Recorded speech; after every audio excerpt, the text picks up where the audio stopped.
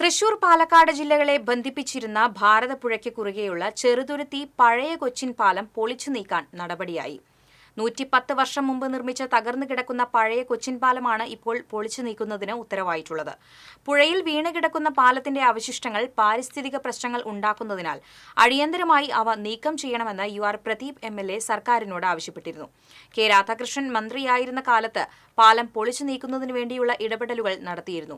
ഇതിന്റെ അടിസ്ഥാനത്തിൽ 2 മാസം മുമ്പ് പരിസ്ഥിതി ആഘാത പഠനം നടത്തിയിരുന്നു. ഈ കമ്മിറ്റിയുടെ ശുപാർശയുടെ അടിസ്ഥാനത്തിലാണ് നിബന്ധനകൾക്ക് വിധേയമായി പാലം പൊളിച്ചു നീക്കുന്നതിനായി സർക്കാർ ഉത്തരവായിരിക്കുന്നത്. പാലം പൊളിച്ചു നീക്കുന്ന പ്രവൃത്തി നിർവഹിക്കുന്നതിന്റെ ചുമതല പാലങ്ങൾ വിഭാഗം ചീഫ് എഞ്ചിനീയർക്ക് നൽകിക്കൊണ്ടാണ് ഉത്തരവ്.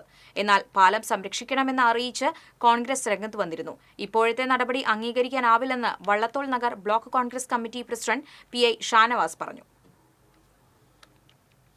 വർഷം പഴക്കവും പാരമ്പര്യവുമുള്ള ഒരു പാലമാണ് കൊച്ചിൻ പാലം. അതിൻ്റെ തുടക്കകാലത്ത് തന്നെ അത് തകരുമെന്ന സ്ഥിതി വന്നപ്പോൾ അതിനെ സംരക്ഷിക്കേണ്ട ഉത്തരവാദിത്തത്തിൽ നിന്നും ഗവൺമെൻറ് പിന്നോട്ട് പോയില്ല.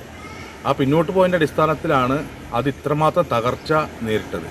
നമുക്കറിയാം, പല സ്ഥലങ്ങളിലും 100 വർഷങ്ങൾ പിന്നിട്ടിട്ടുള്ള പല സംരംഭങ്ങളും പാലങ്ങളായിക്കോട്ടെ കെട്ടിടങ്ങളായിക്കോട്ടെ അതിനൊക്കെ സംരക്ഷിക്കുന്ന സമീപനമാണ് രാജ്യത്ത് സ്വീകരിച്ച് വന്നുകൊണ്ടിരിക്കുന്നത്. അടുത്ത തലമുറയ്ക്ക് ഇതിൻ്റെ ചരിത്രങ്ങളെക്കുറിച്ച് പഠിക്കാനും ഇങ്ങനെയുള്ള സംവിധാനത്തെക്കുറിച്ച് പഠിക്കാനും ഒക്കെ ഉപകരിക്കുന്ന രീതിയിൽ 100 വർഷം കടന്നു പോകുന്ന സ്ഥാപനങ്ങളെയും അതുപോലെ തന്നെ ഇതുപോലത്തെ സ്മാരകങ്ങളെയും ഒക്കെ സംരക്ഷിക്കുന്ന നിലപാടിൽ നിന്നും സർക്കാർ പിന്നോട്ട് പോയിട്ടുണ്ട്.